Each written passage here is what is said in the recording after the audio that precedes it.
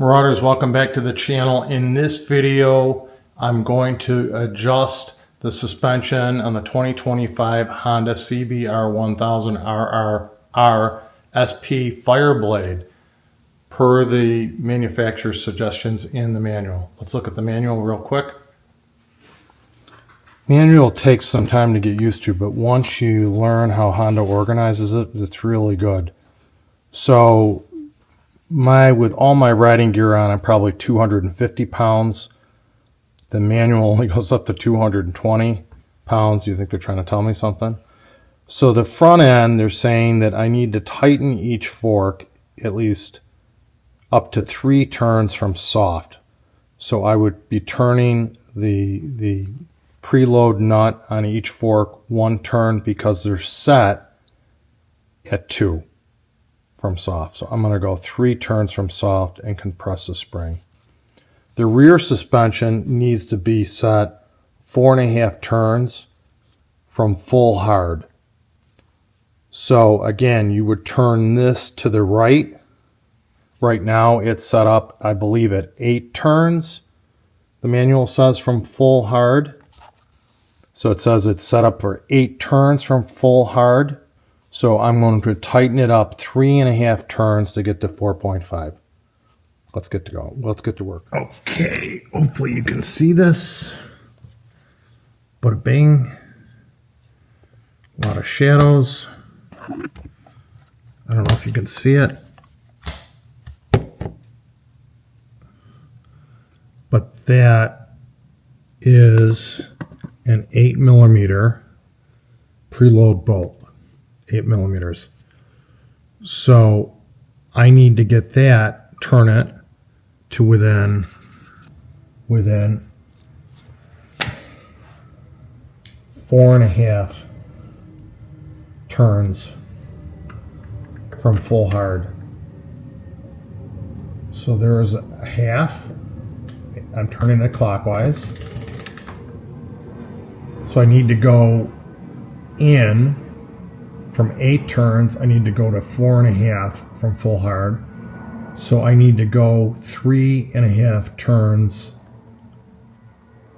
clockwise. So that was my first half turn.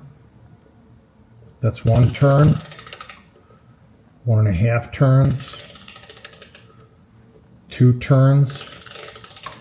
2.5 turns. 3 turns. 3.5 turns. Well, boom! Was that easy or what? Look at the details on this bike. I gotta clean this here. I've only had it 3 days, right? There's the all-in suspension. And this is an electronic suspension, but those are the preloads they're recommending. Let's do the forks. According to the manual, the preload is turned in 2 turns from full soft. And I need to go 3 turns from full soft. So I'm going to trust the manual, and I need to turn this blue nut 1 full turn to the right on each fork, clockwise. And I've marked it, the nut and the top of the fork, with a wax pencil, each one, to mark the full turn. So I have to disconnect the electronic all-in shock. I have to disconnect that from the harness up front. I think the best way for you to see it is through the windshield. So let's try to give you a shot of that. So I have to take the boot off the connection, hit this tab here to remove the connection from the mount, hit this other tab on the side, or at the bottom. I don't remember where the tab is. At the bottom to unplug it. And then it's unplugged.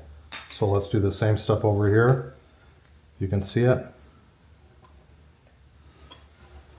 Remove it. I like how they're color. Remove it from the mounting tab. Pull it up. And this one's taped for some reason. I don't know why. Okay. And that one's undone. It's almost like they taped them to know right from left. I don't have metric wrenches that go up this big. This nut is an 1.25" wrench fit on it, but it was a little loose. So I'm going to use this adjustable wrench.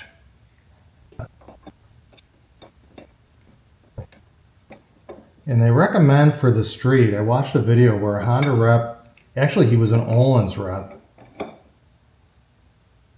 and he was recommending riding the bike on the street in rain mode for the suspension, which frankly, I think is a good idea. Okay, so that's one full turn. I didn't scratch the anodized nut, adjuster nut on top at all.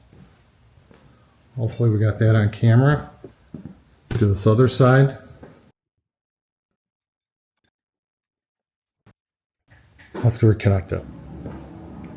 These adjustments were super easy. I already did the right side.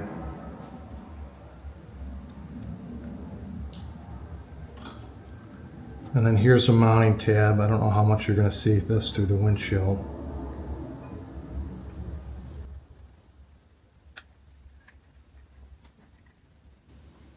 Really, they want you to be careful with dust.